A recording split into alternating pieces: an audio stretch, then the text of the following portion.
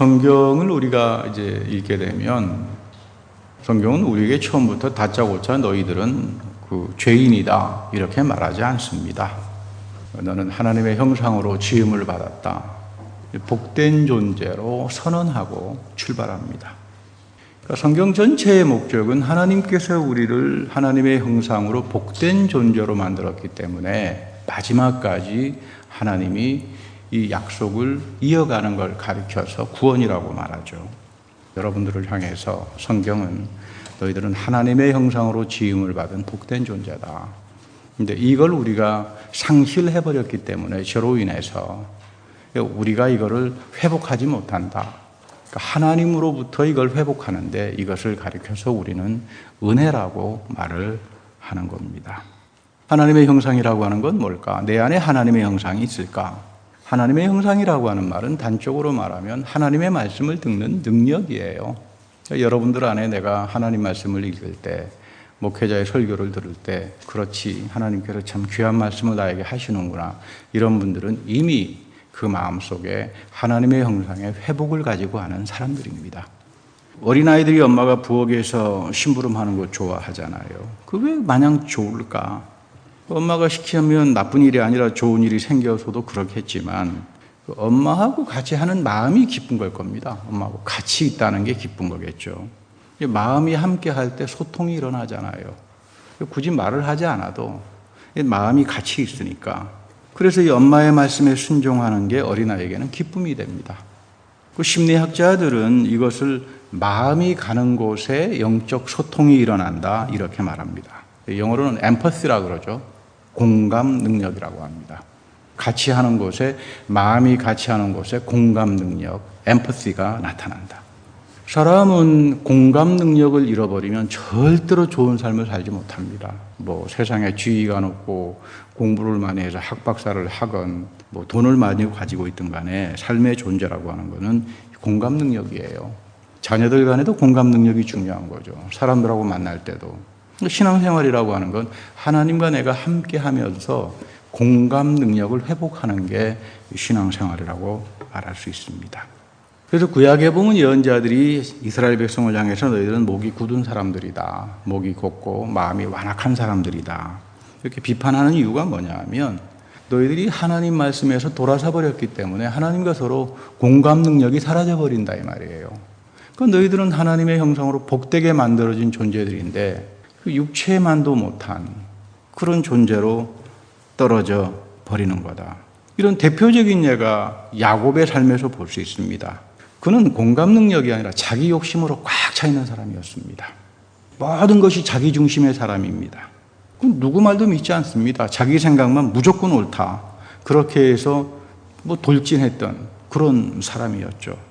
그러나 그는 야복에서 하나님과의 씨름을 통해서 환도뼈가 부서져 나갑니다. 자기 중심의 역할을 하는 이 환도뼈가 부서지면서 자기가 옳다고 생각했던 광신들이 다 부서집니다. 근데 새로운 존재로 창조가 되죠. 이스라엘이라고 하는 말의 원뜻은 하나님께서 새로 창조한다 그런 뜻이에요. 하나님과 씨름해서 이겼다 그런 의미가 아니라 하나님께서 야곱을 프리베일링 했다. 새로운 존재로 바꿔놨다. 이제 그런 의미가 더 강하게 있습니다. 여기서부터 그는 자기의 삶을 쫓아갔던 자기 죽음의 삶에서 자기 욕심과 불순종을 쫓아갔던 자기의 삶 속에서 하나님의 생명의 얼굴인 분이엘을 봅니다. 믿음은 보는 거죠. 하나님의 분이엘을 보면서 비로소 새로운 존재로 거듭납니다. 이게 우리가 예수 그리스도의 십자가 부활에서 그대로 나타나는 겁니다. 믿음을 가진 자들은 항상 보이는 게 예수님의 십자가 부활 살아계심만이 보입니다. 그거 이외에는 다른 데 관심을 가질 이유가 전혀 없죠. 바울이 우리를 향해서 너희들은 영적 이스라엘이다. 그리스도의 사랑 안에서 여러분들이나 환도뼈가 다 부서져 나간 사람들이에요. 더 이상 그래서 쓸데없는 세상과 세속적인 가치를 와서 주장 안 합니다. 이 환도뼈가 부서져 나가서 우리는 새로운 피조물이 된 사람들이에요. 그래서 우리는 믿음을 선물로 얻는 자들이죠. 이런 그릇 안에 하나님의 분이엘을 볼 줄 아는 약속과 신령한 차원이 나타나는데, 그래서 믿음이라고 하는 것은 누리는 겁니다. 하나님이 내 안에 드러나는 그 사건을 보고 즐거워하고 누릴 줄 아는 걸 말하죠. 이 공감 능력이 없는 사람들은 거의 사람이 병적이 돼버리고 말죠. 자기가 쌓아놓은 엉터리 같은 이런 바벨의 지식을 가지고 자랑하지만 남 인정할 줄 모릅니다. 남을 소중하게 여기는 마음 전혀 찾지 못합니다. 그래서 바울은 항상 이야기하기를 너희들은 이제 새롭게 된 사람들이니까 예수와 십자가 부활해서 환도뼈가 부서져 나가는 사람들이니까 항상 그리스도의 마음을 품고 살라. 한시라도 그리스도의 마음, 성령이 우리에게 오셔서 주는 마음을 갖고 있지 않으면 우리 역시 또 다 자기 욕심과 이런 데에 미혹을 당할 수 있습니다. 이 그리스도의 마음이라고 하는 건 뭘까? 바울은 빌립보서에서 예수님이 사셨던 삶을 단 한마디로 정리하는 걸 그리스도의 마음으로 표현합니다. 하나님께서 자기를 비웠던 마음이에요. 이 순종의 마음이라고 하는 건 뭘까? 순종의 가장 대표죠. 자기를 비우는 마음입니다. 순종은 굴종이 아니라 내가 하나님 앞에서 나를 비움으로써 하나님의 능력으로 채워지는 걸 가리켜서 우리는 순종이라고 말하는 거예요. 그래서 순종은 능력의 사람들이고 위대한 능력을 가진 사람들을 만나보면 참 재미있는 게 다 어린아이 같아요. 참 희한합니다. 오늘 요한복음 본문은 아닙니다만 심령이 가난한 자가 복이 있다. 애통하는 자들이 복이 있다. 팔복을 하나님의 신령한 복을 선언하는 사람들도 마음이 비어있는 자들을 말하죠. 어린아이 같은 사람들이에요. 하나님께서 위대하게 쓰는 종들을 만나서 보면은 한결같이 느끼는 게 참 어떻게 하면 어린아이 같을까. 공감 능력이 있는 사람들이죠. 근데 아무리 위대한 일을 하더라도 그 사람을 만났을 때 어린아이와 같은 그런 밝고 깨끗한 마음이 없는 사람들은 저는 절대로 하나님이 쓰는 사람이라고 생각 안 합니다. 왜냐하면 공감 능력이 나타나지 않습니다. 그건 뭐 우리들 이야기 속에서 마찬가지일 겁니다. 하나님과 공감하고 살아간다. 그리스도의 마음을 품고 살아간다. 그 에베소서 4장 23절에 가게 되면 바울이 중요한 말을 하잖아요. 마음의 영을 새롭게 해라. 내 마음의 영을 새롭게 해야 된다. 너의 영적 상태를 혼탁하게 갖지 마라. 하나님의 형상을 따라서 너희들 안에 이미 하나님의 형상인 말씀을 듣는 공감 능력이 있는 사람들이니까 참 의로움과 참 거룩함으로 지으심을 받으라. 그 말씀을 듣는 영역을 통해서 하나님은 한 번 여러분들을 거듭나게 하는 것이 끊임없이 채워줍니다. 하나님의 형상으로 회복해서 본래적인 축복을 여러분들에게 끊임없이 왜 한 번에 딱 주고 끝나는 게 아니라 왜 하나님은 일시불로 그냥 딱 한 번 책 써주고 끝나지 그러면 되게 좋을 것 같은데 그러니까 끊임없이 채워줄까? 하나님의 축복을 일시불 책으로 쓰기에는 너무나 크다 이 말이에요. 내 삶 평생에 걸쳐서 하나님은 나를 새로운 존재로 만들어가고 지워주시고 복되게 하신다는 그런 말입니다. 목회자로서 많은 사람 만나고 삽니다. 마음에 감동을 주는 사람을 만날 때는 참 감사하죠. 목회자로서 설교도 많이 듣고 삽니다. 한국 목사님들 설교를 많이 듣고 사는데 마음에 감동을 주는 목사님들의 설교를 들으면 참 고맙고 하나님께서 저렇게 살아계셔서 정말 한국교회를 복되게 하시는구나.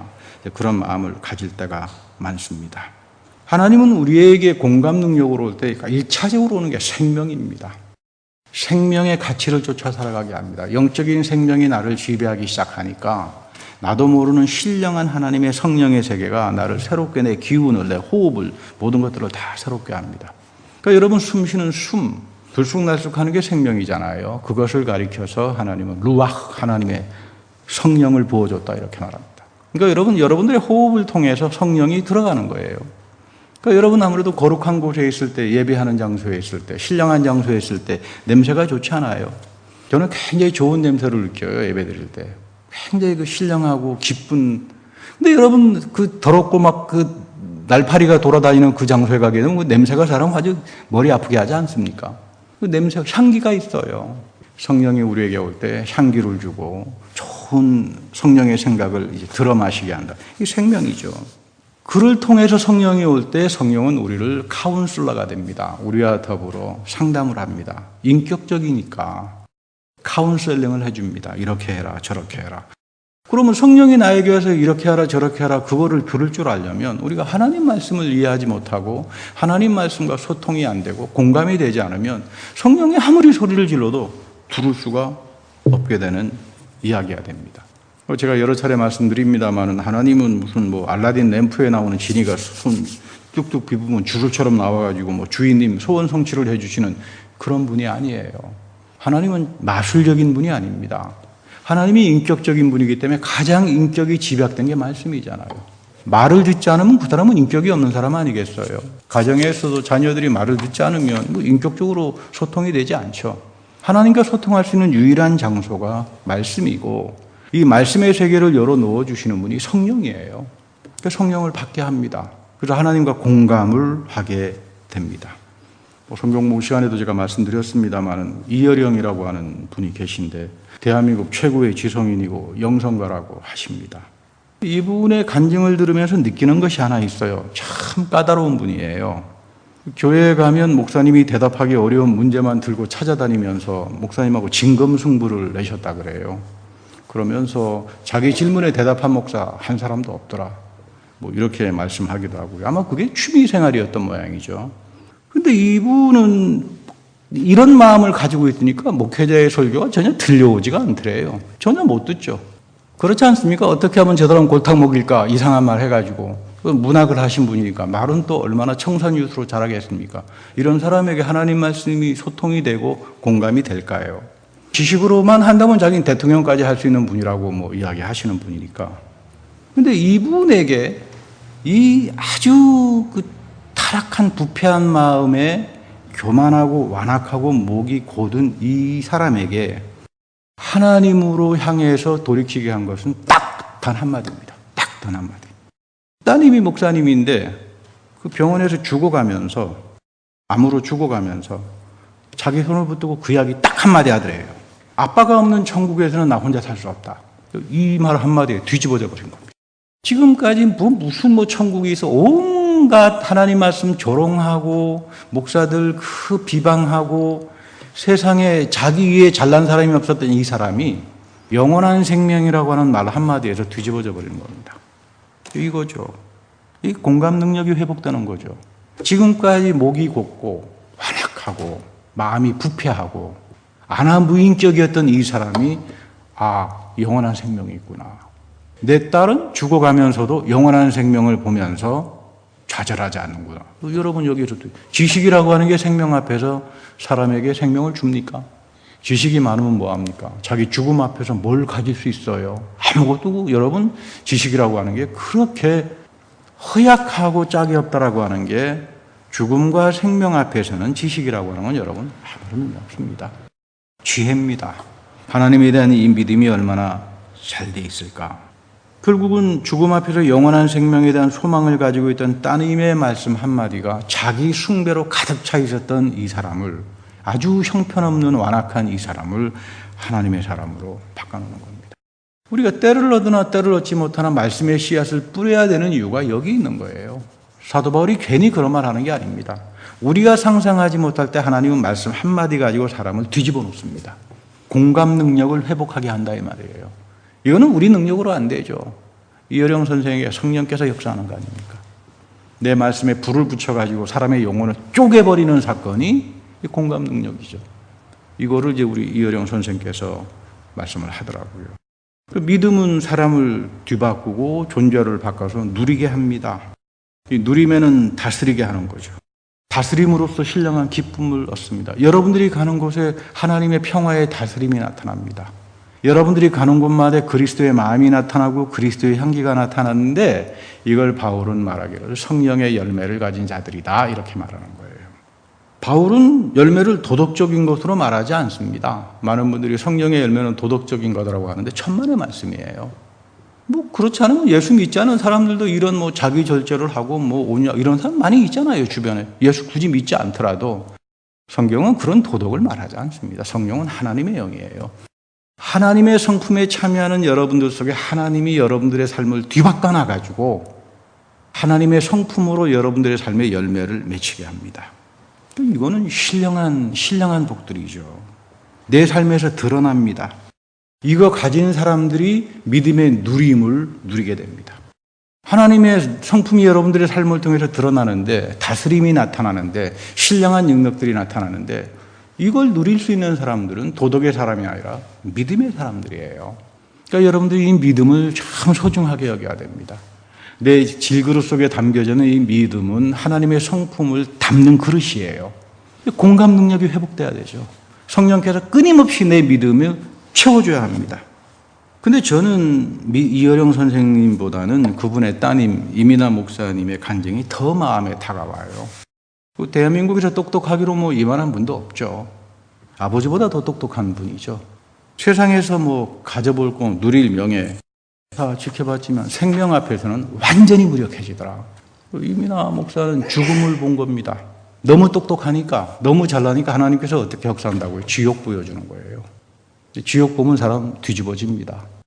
그 어느 분이 난 절대로 믿지 못하겠습니다. 그래서 기도하라고 하나님 지옥 보여주세요. 나 그런 기도는 못하겠습니다. 너 지옥 보면 비로소 그때부터 믿음이 뭔지, 하나님 말씀이 뭔지 비로소 깨닫게 된다. 자기 앞에 쉴 새 없이 닥쳐오는 죽음, 저주의 경험에서 이 목사님이 깨달은 것은 내가 갖고 있는 지식이 아니로구나. 하나님이 주시는 생명이고 지혜고 하나님 앞에나 마지막까지 나는 죽음 앞에서 기도하는 게 그겁니다. 하나님 내가 불려갈 때까지 주님 앞에서 예배하는 은혜는 허락해 주십시오. 마지막 이분의 간증이 그거예요. 이분은 예배의 신비를 보신 분이었죠. 죽음과 저주 앞에 서봤기 때문에 내 능력으로는 아무것도 이걸 걷어내지 못한다. 결국은 하나님으로부터 오는 이 은혜를 경험하지 않고서는 나는 살 수 없다. 하나님의 성품을 체험하는 현장이고 영원한 생명이 내 안에서 살아가는 각성의 시간이기 때문에 이것을 깨달았기 때문에 자기는 예배 없이는 한 시간도 살 수 없다. 이게 마지막 그분이 돌아가시면서 했던 간증인데 저는 이런 분들이 아마 지금 하늘의 신령한 예배 속에서 영원한 생명을 누리고 다스리고 살아가지 않나 그런 생각을 해봅니다. 요한복음 6장 63절에서 예수님께서 말씀하시죠. 생명을 주는 건 영이다. 육은 아무에게도 소용이 없다. 이 휴먼 플래시죠. 바디를 말하지 않습니다. 영어로. 너희들이 갖고 있는 세속적인 가치, 세상에서 얻은 어떤 그런 세상적인 지혜와 가치라고 하는 건 너희들에게 생명을 주지 못한다. 물론 그거를 통해서 좋은 대학 교육을 받고 박사 학위까지 해서 뭐 좋은 직장을 가지고 삶은 살 수 있겠죠. 그러나 거기에 한계가 있어요. 그거 이상으로 가지 못합니다. 리밋 익스피리언스, 자기 제한에 대한 경험을 통해서 우리가 비로소 사람이 철들기 시작하고 믿음이 이런 거로구나 깨닫게 되는 거죠. 교회 생활이라고 하는 건 다른 거 아닙니다. 이 현실을 아는 사람들, 나의 능력으로는 내 인생이 뒤집어질 수가 없다. 이걸 인정하는 분들이 모이는 곳이 교회예요. 그러니까 이런 분들이 자기의 제한성, 자기 존재의 구부러짐을 알기 때문에 성령을 간구하고 말씀을 사모하는 거죠. 그리고 그 말씀대로 살려고 애를 쓰는 거죠. 여러분, 죄라고 하는 게 참 무섭잖아요. 오히려 죄의 현실은 이 성경보다 더 리얼하게 본 사람들은 불교나 힌두교 사람들이에요. 평생 간다. 죄의 저주에 갇히게 되면 여러분, 그래서 인도는 카스트 제도가 있잖아요. 너 전생의 죄 때문에 결국은 넌 천민으로 태어나는 거야. 넌 이 생에서는 너가 전생에 지었던 죄의 이 저주와 현실 때문에 끊어낼 수 없어. 그냥 그렇게 살아. 이거 여러분 얼마나 무섭습니까? 운명주의죠. 죄가 저주로 오게 되면 자손들에게 너는 그 운명이야. 너의 신분을 바뀔 필요가 없어. 너 나쁜 짓 하게 되면 나중에는 또 희한한 존재로 태어날 수 있어. 왜? 죄라고 하는 건 유전이 되면서 사이클로 사람의 운명을 완전히 뒤집어 놓기 때문에 여러분, 그래서 불교나 힌두교 쪽 사람들을 가만히 들여다보면 이 사람들이 오히려 죄의 현실에 대해서 더 고민을 했고, 그러나 그거를 해결하는 데는 잘못된 해결로 가버리는 거죠. 그거 해결 안 됩니다. 아직까지 힌두교나 불교 쪽 사람들 중에 그 죄와 저주가 주는 데에서 해방을 시켰다는 사람은 아직 만나본 적이 전혀 없어요. 버클리에서 무슨 라마 쿠리슈나, 살아있는 라마 쿠리슈나라 그래가지고 강연을 한다고 그래서 가서 봤더니 저 정도는 저도 이야기 하겠더라고요. 그 정도는. 여러분, 그 허탄한데 그거 미혹당할 필요 없다 이 말이에요. 누구는 불교나 힌두교에 가가지고 열심히 안 받겠습니까? 나중에 보니까 내 자신이 말할 수 있는 정도면 갈 필요가 없잖아요. 근데 성경은 읽으면 읽을수록 내가 할 수 있는 말이 아니에요. 여러분, 성경을 내가 할 수 있는 말의 정도라 된다면 여러분 성경 뭐하러 읽겠습니까? 그렇잖아요. 근데 여러분들이 바보입니까? 세상으로 나가면 여러분들처럼 똑똑한 분들이 다 어디 있어요? 다 이민아 목사님 같은 분들 아닙니까? 근데 여러분들이 영원한 생명을 보는 사람들이죠. 하나님의 공감 능력을 체험한 사람들이죠. 그걸 아니까 예배에 대한 사모함이 있고 내가 이거 없이는, 하나님이 주시는 안식이 없이는 내 죄의 현실을 걷어낼 수 없다. 성경도 그러잖아요. 너 죄를 지으면 3대까지 가. 오히려 성경은 고맙죠. 3대까지 가니까 좋은데 이 신도교나 불교는 이거 뭐 내가 지른 업보 때문에 그 저주가 평생 가잖아요. 또 3대까지 가. 이거 끊어내는 저주, 죄의 저주로부터 끊어내는 사건이 예수님의 십자가 사건이다 이 말이에요. 아, 나는 예수 안에서 이 죄의 저주로부터 해방을 당하는구나. 하나님께서 끊임없이 염려하지 마라. 너가 세상에서 어려운 일을 경험하든 무슨 일을 경험하든지 간에 하나님이 예수 안에서 너의 죄의 현실을 끊어내서 너를 하나님의 자녀로 삼아주셨다. 이걸 끊임없이 확인해 주는 현장이 예배고, 이 예배 속에서 죄사함의 구원이 터져나오는 겁니다. 이것 없이는 나는 살 수 없는 거죠.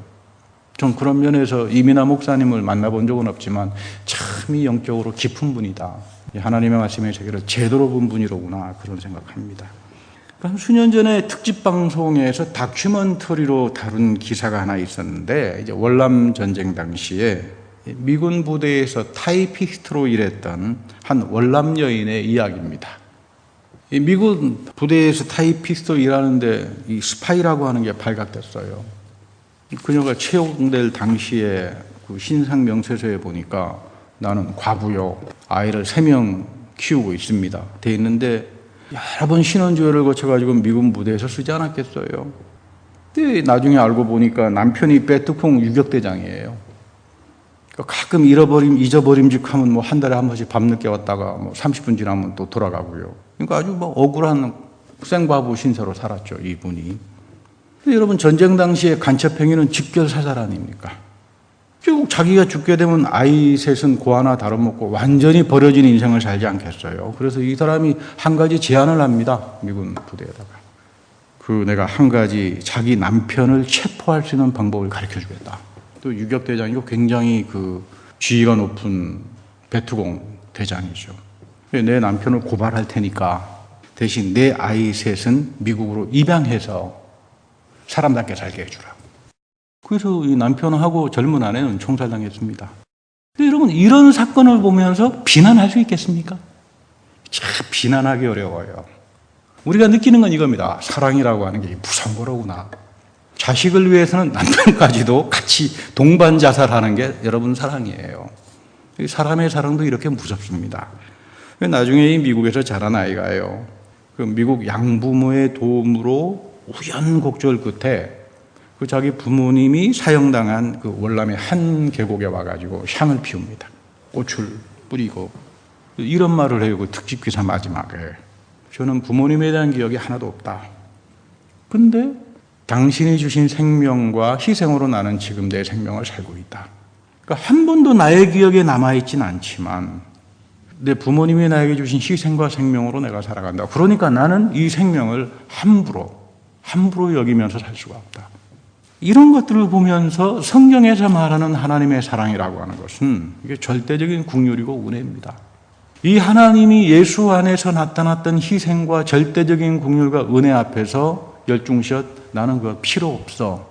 이걸 교만이라고 이야기하고 이것을 가장 큰 죄악이라고 말을 하는 겁니다. 그런데 우리가 세상을 살다가 보면 이런 하나님의 긍휼과 희생과 사랑을 아주 무시하고 살아가게 됩니다. 세상적인 안목이 있죠. 연락이 있죠. 세상에 주는 기쁨이 있다가 보니까 구구주구 하다가 보니까 결국은 내 삶이 나는 잘 살고 좋은 삶을 사는 것 같지만 마지막 죽음의 순간들 앞에서 비로소 후회하는데, 오늘 우리가 신앙생활을 통해서 배우는 가장 중요한 것은 하나님의 사랑을 향해서 돌아서는 게 회개예요. 이것을 겸손이요, 이것을 축복이라고 말합니다. 믿음은 내 그릇 속에서 이 하나님의 사랑을 담고 이것을 누리고 살아가는 겁니다. 여러분들의 인생이 이 믿음을 통해서 하나님의 성품이 열매로 드러나고 그 능력이 여러분들의 삶을 지배해서 복된 하나님의 자녀로 살기를 축복합니다. 다 같이 기도하겠습니다. 하나님, 우리가 세상에 나가 살아가면서 추구하는 것들이 많이 있습니다. 그러나 1차적으로 하나님의 사랑이 무엇인지, 그 하나님의 말씀에 담겨져 있는 신령한 축복과 하나님의 나라가 무엇인지, 그것을 내 인생의 우선순위로 놓고 항상 죄로부터 해방이 되며 하나님이 내 질그릇과 같은 내 인생 속에 하나님의 신령한 축복을 담고 살아가는 은혜들을 허락하여 주시옵소서. 때로는 내 마음이 연약하여서 세상에서 넘어지기도 하고 또는 하나님의 말씀에서 빗나가기도 하는 그런 인생을 살아가지만 주님께서 이 예배의 안식을 통하여 끊임없이 우리에게 찾아오셔서 새롭게 하시고 용서하시고 또 내 믿음을 통하여 세상에 나가 누리게 하는 그 신령한 축복에 우리가 참여하며 하나님이 주시는 성령의 열매를 충만하게 누리며 살아가는 우리 모두가 되게 하여 주옵소서. 우리 구주 예수 그리스도의 이름으로 감사하며 기도드립니다. 아멘.